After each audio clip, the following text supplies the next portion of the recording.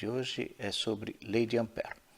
Então, a lei de Ampère, o objetivo da lei de Ampère é obter um método, desenvolver um método prático para se calcular campo de indução magnética em situações na qual as distribuições de correntes apresentam, então, uma certa simetria, correto? Aqui, a lei de Ampère, então, vai relacionar o campo B, criado pelas correntes constantes, que atravessam uma certa área limitada por uma curva fechada C. Certo? A lei de Ampère, então, é dada por essa expressão, a integral fechada sobre curva C, B escalar dl é μ0 vezes o número de correntes internas, né? O valor das correntes internas que estão contidas nesse circuito. Essa integral, pessoal, é aquela integral de linha que a gente estuda em cálculo 2, tá certo? É a mesma integral, né? Então, a corrente interna, pela lei de Ampère, é a corrente total, a soma das correntes positivas e negativas, né, dependendo da direção, tá certo?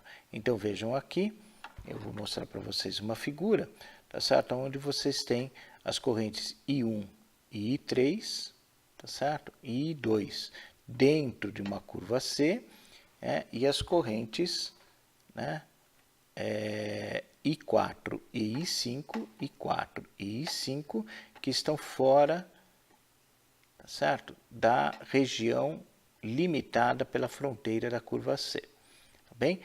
Né, nós temos então que a corrente interna, essa que aparece aqui na lei de Ampère, é a soma do I1 menos I2, porque tem sentido oposto, mais o I3. Tá bem? Então é bastante simples, né? A solução. Claro? E ele diz em simetria, porque essa integral aqui, vocês já têm a experiência do cálculo 2, vocês sabem que vocês só conseguem calcular essa integral se nós soubermos parametrizar essa curva. E nem todas as curvas têm uma parametrização simples de ser feita, tá certo? Além do que, nós precisamos saber o valor do campo em cada ponto, tá certo? Quando nós tivermos uma simetria, como vocês vão ver, tá certo? O valor do campo vai ser calculado, tá certo?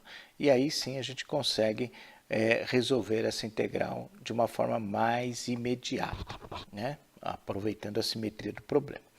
Perfeito? Vamos lá, pessoal. Vamos dar uma olhadinha aqui, tá certo? O sentido das linhas de campo magnético pela regra da mão direita. A regrinha da mão direita, esse desenho indica para a gente como é que nós vamos fazer, né? Basta vocês esticarem, né, o polegar na direção da corrente, o polegar na direção da corrente, tá certo? E a palma da mão gira em torno do fio, dando a direção do campo magnético, o sentido, desculpem, dando o sentido do campo magnético.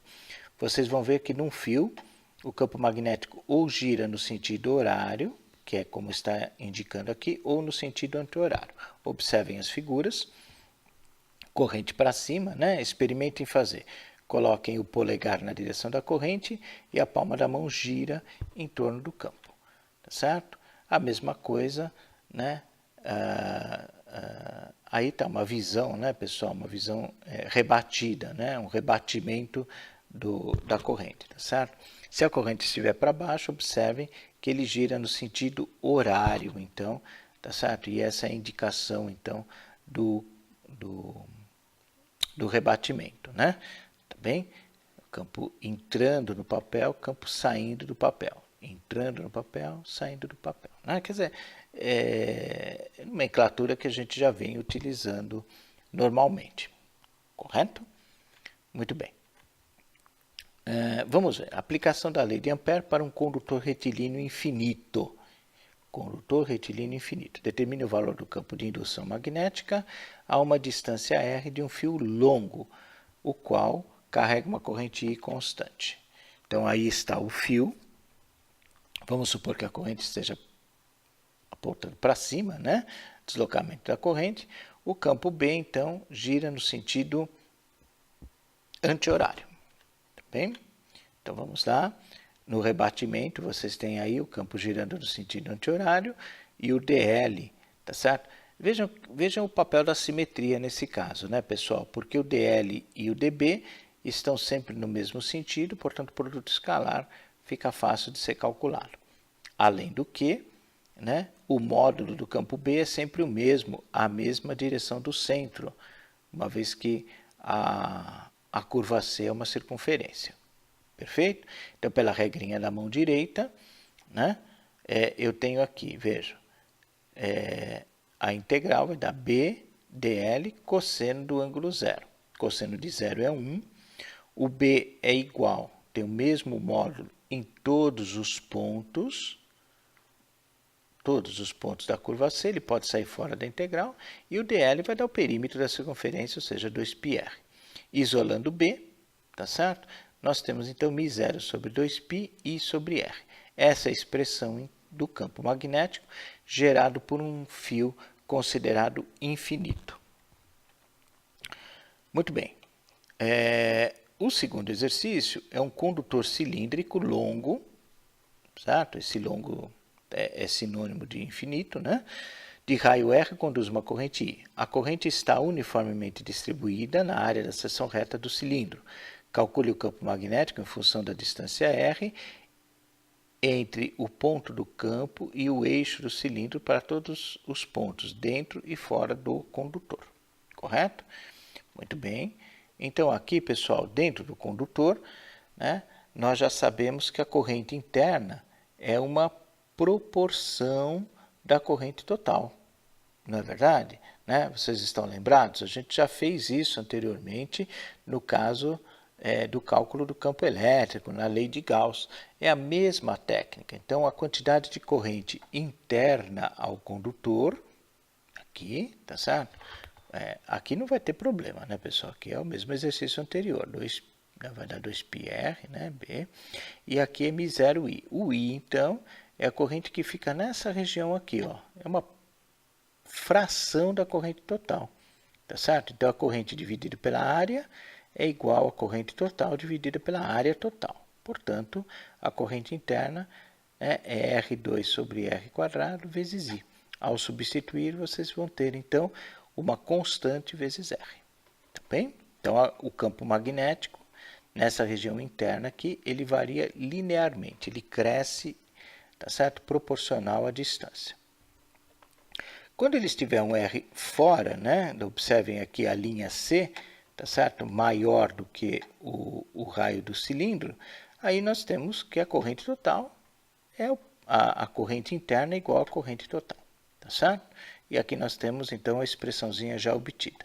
Tá? Esse gráfico é o gráfico da corrente, que é um gráfico muito parecido, né? Se vocês tiverem a curiosidade de observar isso daí, voltem à aula de lei de Gauss, vocês vão ver que esse gráfico é muito parecido com aquele lá da lei de Gauss, que é distribuição de carga. É muito parecido, porque a técnica é a mesma, certo? Técnica matemática. Então, é um exercício bastante legal, né? Bem interessante de se calcular, né? Modelo matemático importante, viu, pessoal? Importante, né? Vocês estão vendo que é uma técnica, né? Já que está se repetindo, né? Legal? Vamos a um outro exercício. A figura mostra a seção reta. Desculpa. A figura mostra a seção reta de diversos condutores que conduzem correntes que atravessam o plano da figura. Os sentidos das correntes são indicados na figura e os módulos são: o I1 vale 4 amperes, o I2 6 e o I3 2. 4 trajetórias indicadas pelas letras de A até D são mostradas na figura. Qual o valor da integral de linha fechada, tá, para cada trajetória? Certo? Qual é a integral, então? Para cada integral, escolha o percurso no sentido anti-horário. Anti-horário por conta de ser positiva a integral de linha, tá bom? Então, vejam lá, né? No percurso A não há correntes, ó, veja, o percurso A não há corrente interna, tá vendo? O percurso B há esta corrente interna aqui, I1, né? No percurso B. No C, nós temos, ó, o C engloba I1 e I2, e o D engloba tudo. Então, vamos ver, vamos à solução, né? Então, de acordo com a lei de Ampère, o valor da integral de linha depende do valor da corrente contida na região. Então, para a linha A corrente interna é zero. Para a linha B, a corrente interna é menos I, então é menos 4 amperes. Portanto, é μ0 vezes menos 4, né? Esse valor. Tá bem? É só fazer a conta de multiplicação com o sinalzinho negativo. A integral de linha para o C, nós temos menos I1 mais I2, ou seja, 2 amperes positivos, né? A soma algébrica normal. Fazendo a continha, então, nós temos aí 2,51 vezes 10 a menos 6. E no circuito D, tá certo? A soma de todas as correntes que dá 4. Tá bom? Aqui não tem esse sinal negativo, né? Ignorem esse sinal negativo, porque ele é 2 positivo, tá bom? Muito bem. Vamos a mais um exercício, então.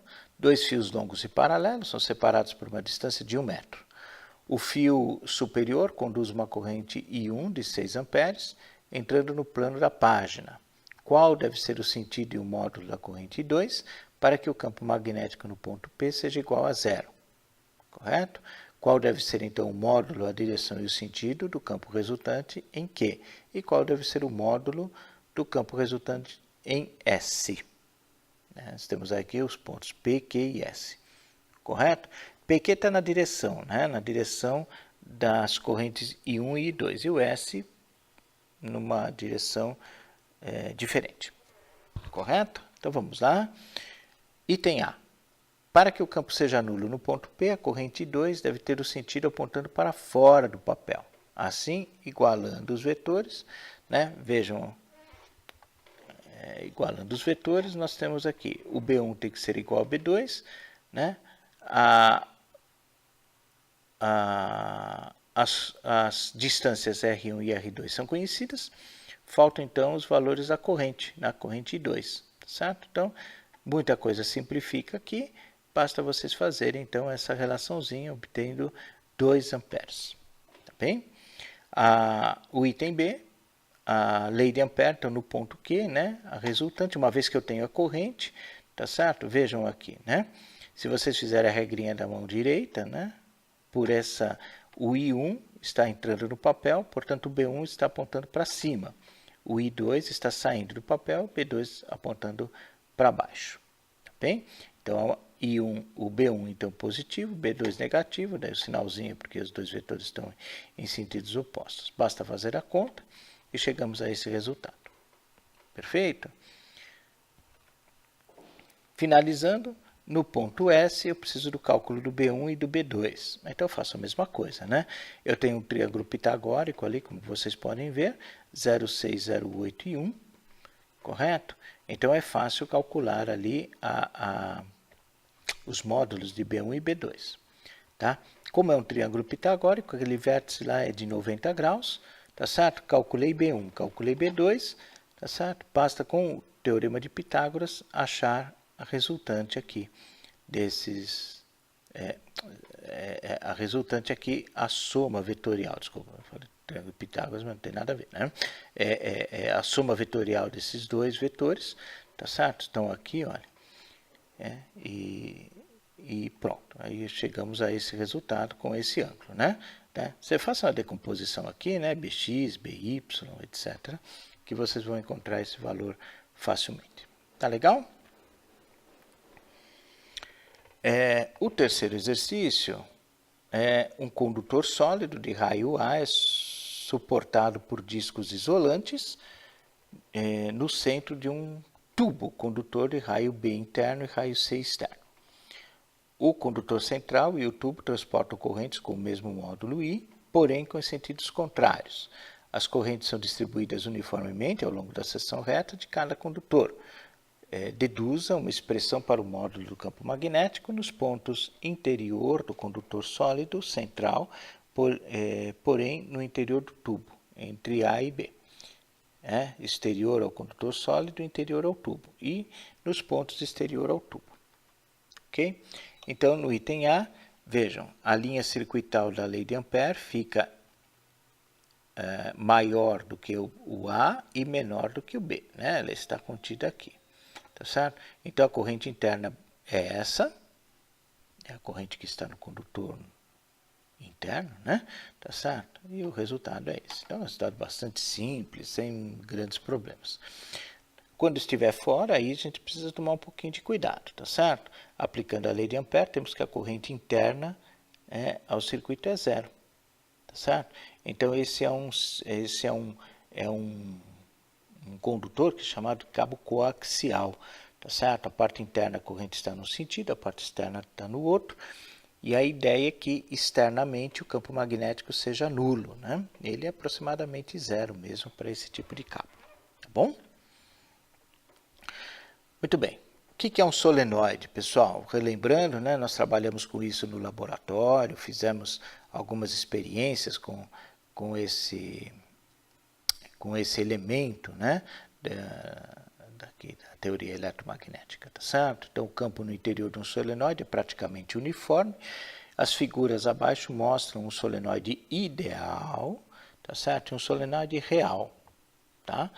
Em ambos os casos, os campos fora do solenoide são muito fracos, em comparação com a magnitude dos campos interiores. Então, aqui vocês têm aqui a representação do solenoide ideal, onde o campo interno é uniforme e o externo é nulo, mais uma representação do solenoide real. Observe que há uma uniformidade no campo e externo ele é um campo bem de intensidade muito baixa em relação a esse, tá bem? Essa é a grande aplicação do solenoide, obter campos uniformes no seu interior. Perfeito, pessoal? Então, esse é um exercício que a gente fez várias vezes, principalmente no laboratório, né? E o exemplo, determine o valor da intensidade de um solenoide de raio R, o qual transporta uma corrente zero e contém N espiras por unidade de comprimento. Então vamos lá. A solução da lei de Ampère. O campo B pode ser determinado com a ajuda do caminho fechado ABCD. Eu vou voltar aqui. Aqui está, né? Tá certo? ABCD, olha. A, B, C, D e fecho o A, né? Então esse aqui é o caminho fechado em torno para a gente determinar, usar a lei de Ampère. Perfeito? Então eu tenho de A para B, de B para C, de C para D e de D para A, fechando o caminho. Tá? Observe que os trechos BC e DA têm direção do B perpendicular à direção do vetor DL, portanto, as integrais são nulas. Note também que o trecho CD está fora do solenoide, portanto, o campo é zero. E assim resta, então, apenas o AB. Então, o AB vai ser o quê? Né? B vezes H, H é a distância, né? Tamanho da linha C, μ0, a corrente é N vezes H vezes I0, tá certo? Muito bem, então basta, simplifica, né? O H vai simplificar, fica então μ0, N, I0. Conclui-se que o campo de um solenoide é constante e proporcional à densidade de espiras, tá certo? Então esse é um resultado prático bastante importante, né? Aliás, de certa forma nós usamos esse resultado quando a gente fez a lei de Faraday, lá naquele exercício do laboratório, tá bom? Né? Na lei de Faraday, do tubo, a gente de certa forma usou esse resultado aí, né, pessoal? Tá? Aqui nós temos um outro elemento de circuito muito importante que é chamado de toroide. Ele, na verdade, é um solenoide, né, que adquire uma forma circular, assim, ó. Ele é enrolado em torno de um núcleo de ferro, né, circular, tá bom? A mesma coisa, né? Quando a gente aplica a lei de Ampère, tá certo? A linha circuital C está aqui, olha. Essa linhazinha pontilhada aqui. Então, o cálculo é bastante tranquilo. Uma corrente entra, vai fazendo, né, vai fazendo essa espiral em torno desse núcleo de ferro e sai, tá certo? Então, a lei de Ampère pega essa linha C aqui, tá bem? Então, isso vai dar 2πr, né, o campo aqui, μ0 N vezes I. Então, N é a densidade de espiras novamente. Perfeito, pessoal? Tá? Aqui está algumas aplicações. Vejam, os solenoides e os toroides são dispositivos utilizados para gerar campos magnéticos em regiões específicas. Esse daqui, então, observem aqui o solenoide e o toroide num circuito, tá bem? Essa é as nossas ilustrações, né, da aplicação desses dois elementos em circuitos, tá bem? Então, com isso, nós damos por encerrada essa aula de lei de Ampère, tá certo? Temos aí algumas coisas gravadas, os exercícios, não esqueçam, então, também, tá certo, dos exercícios propostos no Moodle. Então, até a nossa próxima aula.